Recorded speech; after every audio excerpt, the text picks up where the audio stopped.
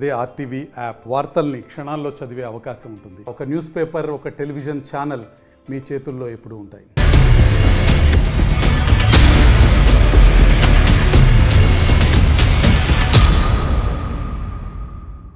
నమస్తే, welcome to leaders war. నేను సచిన్. ఆంధ్రప్రదేశ్ రాజకీయాలు రోజు రోజుకి మరింత ఇంట్రెస్టింగ్గా మారుతున్నాయి. ఈ నేపథ్యంలో అక్కడ ఏం జరుగుతోంది, నియోజకవర్గాల్లో ఎటువంటి పరిస్థితులు ఉన్నాయి, ఎవరి విజయావకాశాలు ఏంటి అనేది మీ ముందుంచే ప్రయత్నం చేస్తున్నాం. ఈ నేపథ్యంలో మనం మాట్లాడుకోబోతున్నాం ఉమ్మడి శ్రీకాకుళం జిల్లాకు సంబంధించి మరో ఆసక్తికర నియోజకవర్గం టెక్కలి. టెక్కలలో ఏ పార్టీ ఎవరిని బరిలోకి దించిందో చూద్దాం. ఆ తర్వాత ఇన్ డీటెయిల్గా మాట్లాడుకుందాం. Here it is. వైసీపీ నుంచి బరిలోకి దిగుతున్నారు దువ్వాడ శ్రీనివాస్, అలాగే తెలుగుదేశం పార్టీ నుంచి బరిలోకి దిగుతున్నారు కింజరపు అచ్చెన్నాయుడు. ప్రొఫైల్స్ చూద్దాం. ముందుగా వైసీపీ నుంచి బరిలోకి దిగుతున్నారు దువ్వాడ శ్రీనివాస్. ప్రొఫైల్ కనుక చూస్తే బీసీ కాళింగ సామాజిక వర్గానికి చెందిన నేత, ఎంఏ చదువుకున్నారు, అలాగే లా చదివారు. మొదట కాంగ్రెస్లో ఉన్నారు.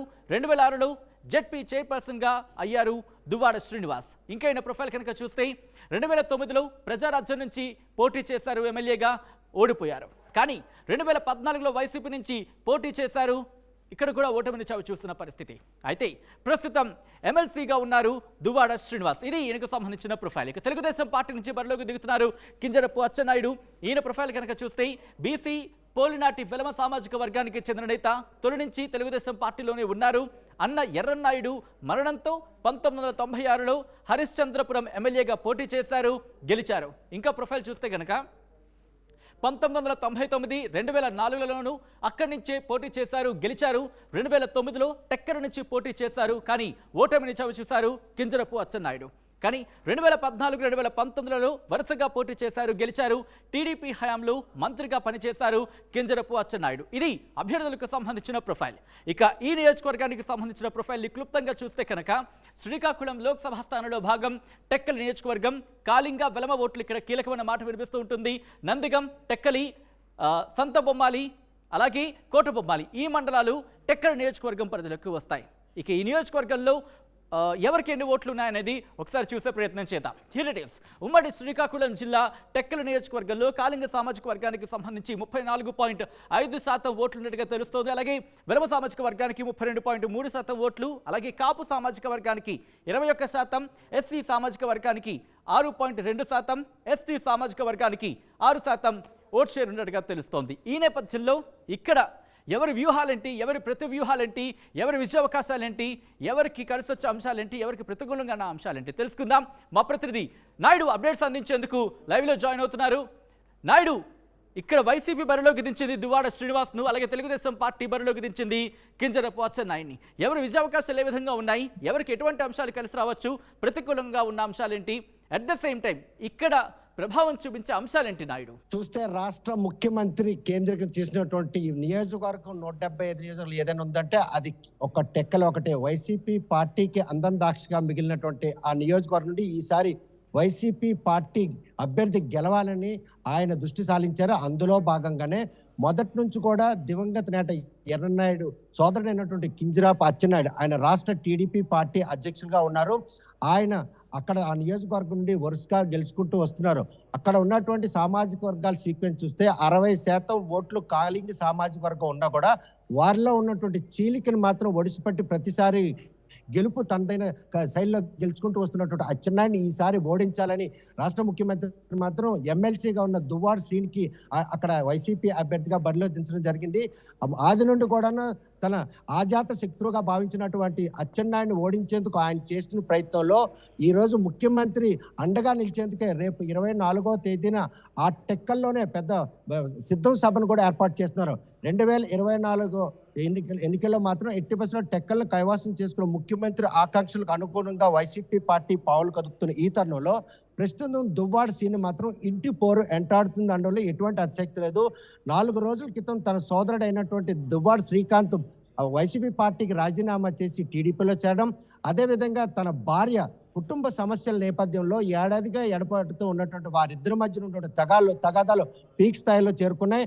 ఆర్థిక లావాదేవీల విషయంలో మాత్రం ఆమె పంచాయతీ అధిష్టానం దృష్టిలో పెట్టినప్పుడు కూడాను వారు ఆమెకు న్యాయం చేయకపోవడంతో ఆమె కూడా 22వ అంటే నామినేషన్ దాఖలు చేస్తున్నటువంటి ఒక వార్తను కూడా ఆమె బయటకు వదలడం జరిగింది. కేడర్ అంతా కూడాను తనతోనే ఉన్నారు.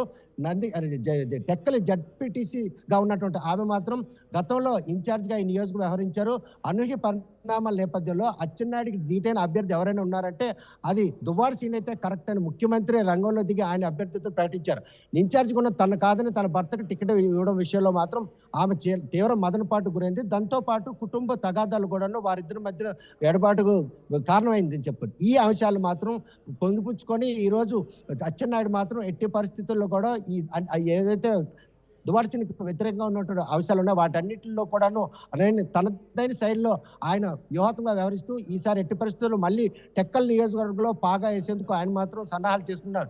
2014 ఎన్నికల్లో గెలిచినటువంటి అచ్చెన్నాయుడు 2019 ఎన్నికల్లో మాత్రం అనూహ్య అక్కడ కూడాను ఎంపీ అభ్యర్థిగా దువ్వాడ సీన్ పంపించడం, ఒక సెకండ్ క్యాడర్ నాయకుడైనటువంటి పేరాడు తిలకని ఈసారి అక్కడ 2019లో పోటీ చేయాలి.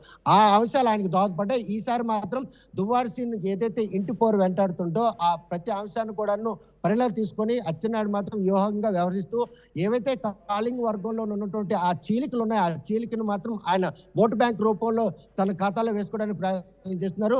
ఈ కాలింగ్లు గనక ఒక తాటిమేట వచ్చినట్టుకుంటే ఈ రోజు టెక్కల్లో ఆయన గెలుపు అనితర సాధ్యం అన్నటువంటి ఉద్దేశంతో ఉన్నటువంటి అచ్చెన్నాయుడికి ఇంకా దువ్వాడ సీన్ కాంగ్రెస్ పార్టీ నుండి కిల్లి కృపారాణి వైసీపీ పార్టీలో 5 ఏళ్ల పాటు సేవలు అందించి అక్కడ తగినటువంటి గుర్తింపు లేకపోవడంతో మదనపాటు గురై పార్టీకి రాజీనామా చేసి కాంగ్రెస్ పార్టీలో చేరారు. ఆమె చేరిన తర్వాత కాంగ్రెస్ పార్టీ ఈరోజు ఆ టెక్కల్ నియోజకవర్గం నుంచి పోటీ చేసేందుకు టికెట్ ఇవ్వడం జరిగింది. అంటే దువ్వాడ సీన్ చుట్టూ కూడాను సమస్యలు ఒకటొకటిగా పెరిగిపోతున్న ఈ తరుణంలో ఆ ఏదైతే సమస్యలతో సతమతం అవుతున్న దువ్వాడ సీన్ అవుతున్నాడో ఈ అంశాలన్నింటిని కూడా ప్రాతిపదిక తీసుకొని అచ్చెన్నాయుడు మాత్రం ఈసారి 2024 ఎన్నికల్లో తను గెలిచి కూటమి ప్రభుత్వాన్ని తేడానికి తను చేస్తున్నటువంటి ప్రయత్నం మాత్రం ఆయనకు అనుకూల పవనాలు ఇస్తున్నటువంటి సంకేతాలు వస్తున్నాయి.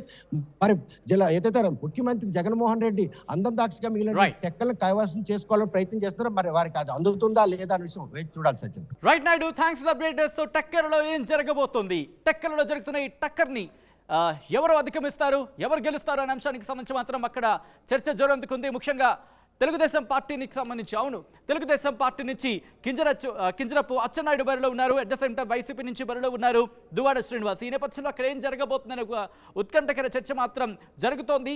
ప్రజలు ఎవరిని తమ ఎమ్మెల్యేగా అసెంబ్లీకి పంపించాలనుకుంటున్నారనేది మే 11 డిసైడ్ కాబోతోంది. అండ్ ఫలితాలు జూన్ 4న రాబోతున్నాయి.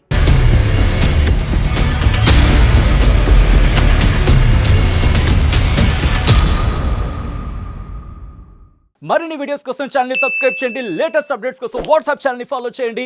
అండ్ లింక్ డిస్క్రిప్షన్ లో ఉంది.